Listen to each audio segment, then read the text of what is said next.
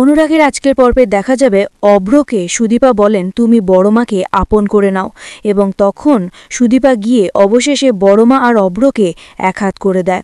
তখন আমরা দেখব অভ্র বলে আমি তোমাকে আপন করে সারা জীবনের মতো ভালোবাসতে চাই। আমি তোমাকে সত্যি বলতে প্রথমবার যেই দেখেছিলাম না তোমার প্রতি আমার একটা ভালোবাসা অনুভব হয়েছিল আর আমি আদিত্যর কথা বিশ্বাস করে নিয়েছি, কারণ ও আর যাই করুক মিথ্যা কথা বলে না আমাকে কোনো দিন। আর তোমাদের মধ্যে সম্পর্ক যা ছিল সেটা আগে ছিল, এখন আর তো তা কোনো সম্পর্ক তা। আজ থেকে আমি তোমাকে স্ত্রীরূপে মেনে নিতে চাই এবং তোমাকে আগের মতো করে ঠিক যেমন থেকে এক ঝলক থেকে ভালোবেসে ফেলেছিলাম তেমনভাবে পেতে যায়। সঙ্গে সঙ্গে জড়িয়ে ধরে গিয়ে অভ্র বড়মাকে এবং তাদের মাঝখানে এসে যায় বড়মা অর্থাৎ গায়ত্রী দেবী। এসে অভ্র আর বড়মাকে দূরে সরিয়ে দিয়ে বলে এই বৌমাকে আমি আর বাড়িতে রাখবো না। আমি বিশ্বাস করেছিলাম, বিশ্বাস করে ওকে ঘরে তুলেছিলাম, তার পরিণাম কি পেলাম? যে আমাকে থেকে সবাই কথা লুকিয়েছিস, তোরা আমাকে সবাই মিলে ঠকিয়েছিস। এই বাড়িতে আর মান সম্মান আমার কোনো মূল্য মর্যাদা কিচ্ছু নেই। কীভাবে আমি আর এ বাড়িতে থাকবো, নিজেকে মুখ দেখাবো? তাই তোরা যা ভালো বুঝিস তাই কর, কিন্তু এই বড়মাকেই ওর বাবা মার বাড়িতে দিয়ে আসবো আমি নিজে হাতে করে। তার জন্য আমাকে যা করতে হয় করবো আমি। সঙ্গে সঙ্গে সঞ্চিতা বলে হ্যাঁ বড়মা, উনি মেয়েটা খুব খারাপ। আমি দেখেছি ও বারবারই চেষ্টা করেছে আদিত্যকে ভালোবেসে আপন করার। যখন আদিত্য বেরিয়ে যাচ্ছিল বাড়ি থেকে সুদীপাকে নিয়ে তখন বড়মাই কিন্তু বারবার আটকাচ্ছিল, এটা মনে আছে তোমার? সঙ্গে সঙ্গে কাটা গায়ে নুনে ছিটে দিয়ে দেয় সঞ্চয়িতা এবং বলে দেয় গায়ত্রী দেবীকে আসলে বদমাশ হচ্ছে আমাদের পরমা। তখনই পরমাকে ঘাত ধাক্কা দিয়ে বার করে দিতে চাইলে সঙ্গে সঙ্গে তার হাত ধরে অপরাজিত এবং বলে তুমি কোথাও যাবে না বড়মা। আর মা, আমি ওনাকে বিয়ে করে নিয়ে এসেছি, আমার নিজের হাতে সিদ্ধিতে সিঁদুর পরিয়েছি আমি। তাকে অগ্নির সাক্ষী রেখে বিবাহ করে তাকে তাড়িয়ে দেব? আমরা না অধঃপতন ছেলে, আমরা ভুলে যাচ্ছি অথচ দিদি আমান ছিল। হ্যাঁ, আমরা এটা বুঝতে কেন পারছি না যে আমাদের এটা মান মর্যাদা আছে, আর তুমি আমার স্ত্রীকে আমার সামনে দাঁড়িয়ে দিচ্ছ, যাকে আমি নিজে মেনে নিয়েছি, ভালোবাসছি, আপন করার চেষ্টা করছি। তখনই বড়মা বলে আমি এতদিন তাকে বৌমা ভেবে মেনে নিয়েছিলাম, কিন্তু আমি কি জানতাম সে এমন ঘটনা ঘটিয়ে বেড়াচ্ছে, লুটিয়ে বেড়াচ্ছে সম্পর্ক নিজের দেউরের সাথে। নিজেকে ছোট লাগছে আজ এমন জায়গায় দাঁড়িয়ে। কি বিচ্ছিরি মেয়ে রে বাবা, আমি ভাবতেও পারিনি। আরে সুদীপাই আমার ভালো, আর সুদীপা চরিত্র নিয়ে কোনো প্রশ্ন তোলা যাবে না, এটা আমি মানতে পারছি না। পরমা, তুমি এতটা নিচে চলে গেছো, তুমি আমাকে একবার কেন বলতে এসব কথা বিয়ের পূর্বে? তাহলে আমি তোমাকে আদিত্যের সাথে বিয়ে দিতাম। তখন পরমা বলে এটা লীলা খেলা, সব কিছু আমি কি ভেবেছিলাম, ভাগ্যে লীলা খেলে আমাকে এই জায়গায় এনে দাঁড় করাবে? তুমি বলো না মা, আমি কোনোদিন বুঝতেও পারিনি যে আদিত্যই আর কেউ না, অভ্রের ভাই। এটা কি একান্তই আমার দোষ? এটা ভাগ্যের দোষ নয়? তখনই সঞ্চিতা বলে ওসব সব মিথ্যে কথা, তুমি সবসময় আদিত্যের চোখের সামনে থাকার জন্য বিবাহ করেছে অভ্রের। তখনই অভ্রজিৎ বলে হ্যাঁ, ওই জন্যই তো বিবাহ করেছে, চোখের সামনে থাকলো, ও তো এখন আমাকে মেনে নিয়েছে, আমার স্ত্রী হয়ে যাবে। তাই আমি চাই না আমার স্ত্রীকে ছোট বড় কথা বলুক, অন্তত তুমি নয়। যার নিজের কোনো মান সম্মান নেই, চুরি করেছে যে একটা ছোট্ট মহিলা, সে এসছে বড় বড় কথা বলতে। সঙ্গে সঙ্গে অভ্রর ভাই সেখানে আদিত্য উপস্থিত এবং বলে ঠিক বলেছিস, ঠিক কথা বলেছিস, ওকে তুই আজ দাদা ভাই দেখে তোর উপরে আমার ভালো লাগলো। সঙ্গে সঙ্গে বর্মা বলে আমি এ বাড়িতে আর থাকবো না, আমার ভালো লাগছে না। আমাকে বারবার এমন চরিত্র নিয়ে প্রশ্ন তুলবে?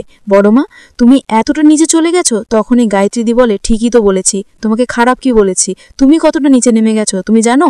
তুমি আমার তার উপর দিয়ে মুখ ফুটে কথা বলতে পারছো, এটা আমার দেখে সবচেয়ে খারাপ লাগছে।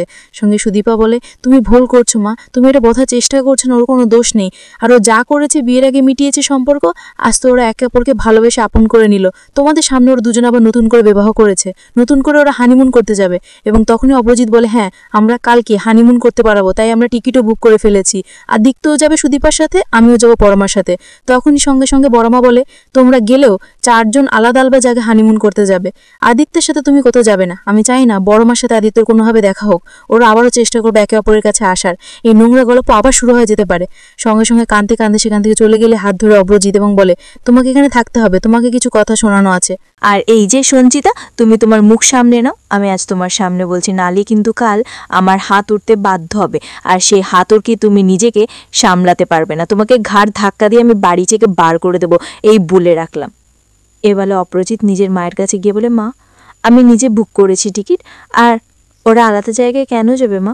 তুমি ফালতু সন্দেহ করছো, আমি আমার স্ত্রীকে আবার সামনে রাখছি। আর পরমা আমাকে ভালোবেসেছে। সঙ্গে সঙ্গে পরমা জড়িয়ে ধরে চুমু খায় অপরাজিৎকে গালে এবং বলে আমি তোমার সাথে সারা জীবন সংসার করতে চাই, আর তোমার নামে আমার জীবন লিখে দিতে পারি। তুমি যদি চাও আমি এখনই কি হাত কেটে তোমার নামে নিঃশ্বাস ত্যাগ করতে পারি। সঙ্গে সঙ্গে অপরাজিৎ বলে দেখেছো মা, ভালোবাসা কাকে বলে? ও আগে কি করেছে না করেছে সেসব সব পরের কথা, কিন্তু এখন তো আমাকে আপন করে নিয়েছে, ঠিক ভালোবেসে আগের মতো ফিনিয়ে নিয়েছে। আমি এটাই চাইছিলাম। আর কিছু তোমাদের জানার আছে প্রশ্ন? সঙ্গে সঙ্গে সঞ্চিতাও সেখানে চুপ হয়ে গেলে তার বড় মাও চুপ হয়ে যায়। আয়ুষ্মান বলে, আমি একটা জিনিস কেন বুঝতে পারছি না বড় মা, একটা দুশ্চরিত্র ধরার সত্ত্বেও অভিজিৎ তুই তার বিয়ে করে আমরা আপন করার কথা ভাবছিস, ওই মেয়েকে তুই নিজের বলছিস? ছি ছি, তুই কোন জায়গায় চলে গেছিস সে খোকা, তুই বুঝতে পারছিস না আদিত্যের সাথে ওর সম্পর্ক ছিল? সুদীপ বাবুল, একটা মেয়ের চরিত্র নিয়ে কোনোদিন প্রশ্ন তুলতে নেই, আপনি হয়তো ভুলে গেছেন মিস্টার চৌধুরী, আপনার এটা মনে রাখা উচিত। সঙ্গে সঙ্গে চৌধুরী বলে, কি বললে আয়ুষ্মান, এত বড় বড় কথা কেন বললে তুমি? তুমি আমার বাড়ির বৌমা, তুমি ভুলে গেছো? তুমি আমার থেকে ছোট, তুমি আমার নাম ধরলে, তোমার স্পর্ধা কত?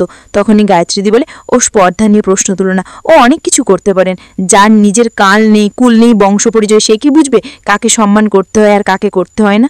তখনই সুদীপা বলে, সম্মান আমি সবাইকেই করি, কিন্তু উনি একটা মেয়ের চরিত্র নিয়ে প্রশ্ন তুলেছে, সেটা উনিও ভুলে যাচ্ছে। উনিও তো আমাদের পরমাতে এই বাড়ির বৌমা, তাহলে উনি কি করে ওনার চরিত্র নিয়ে প্রশ্ন করলো? তাহলে তো উনিও ভুলে গেছে, উনি তো আমার থেকেও সিনিয়র, উনি আপনার বয়সও বড় মা, তাহলে উনি কেন চরিত্র নিয়ে প্রশ্ন তুলো? তাহলে এই প্রশ্নটা করার উচিত হয়েছে একটা মেয়ের নিয়ে প্রশ্ন করা, ওনার সন্তানের বয়স্ক বড় মা উনি, এবার এই বৌমা হওয়া সত্ত্বেও উনি এই কথাটা বলল কিভাবে? সঙ্গে সঙ্গে আশার মাথা হেট করে নেয়, আর কোনো কথা বলতে পারে না। গায়ত্রীদি বলে, আমি আর কিছু শুনতে চাইছি না, আমি একটা জিনিস বুঝে গেছি, এই বাড়িতে আমার থাকা না থাকার কোনো মূল্য নেই। আমি কি ভেবে এনেছিলাম বড়মা তোমাকে বাড়িতে, আর তুমি কি বেরোলে, তুমি অব্রজিৎ এত নোংরা বেরোলে। তখনই বড়মা বলে, আমি আর বাড়িতে থাকতে পারছি না অব্রজিৎ, কেন বুঝতে পারছো না? তখনই অব্রজিৎ বলে, চল কাল হানিমুন না আমাদের, চল আমরা হানিমুনে ঘুরতে যাব আর এনজয় করব। আর বড়মা বলে, কাল কোথাও যাবি না, তোরা তোরা এই বাড়ি থেকে বার হবি না, আমি তোকে বারণ করছি। অপরাজিৎ বলে, তুমি যদি আমার স্ত্রীকে এভাবে জ্বালাতন করতে থাকো তাহলে আমি কেন বার হতে পারবো না? আমি অবশ্যই বাড়বো। সঙ্গে সঙ্গে গায়ত্রীদি বলে, আমি তোকে জ্বালাচ্ছি? তোর স্ত্রীকে মনে হচ্ছে? তুই আজ অপর হয়ে গেলি, আমাদের নিজে থেকে পর হয়ে গেলি। তুই কি বলছিস জানিস? স্ত্রীর ভালোবাসার জন্য তুই আজ আমাতে পর দিলি? তুই বলি আমার স্ত্রী অর্থাৎ আমি তোর কেউ না। তোরা ভুলে যাচ্ছিস, এই আদিত্য তুই বল, তোদের কেউ নয়। তখন আদিত্য বলে, বড়মা একটা বোঝার চেষ্টা করুন, দাদাভাই কি বলছে, দাদাভাই তোর স্ত্রীকে প্রোটেক্ট করছে, তাছাড়া তো কিচ্ছু নয়, ঠিক আমি যেমনভাবে করি। তখনই আয়ুষ্মান বলে, ওর ব্যাপারে অন্তত কিছু বলো না, ও আরও কুকু ছোট লোক, ও নিজের বোন না, ওটার কিছু বোঝে না। আজকের রাবজি পর্বটা কেমন লেগেছে কমেন্ট করে জানান।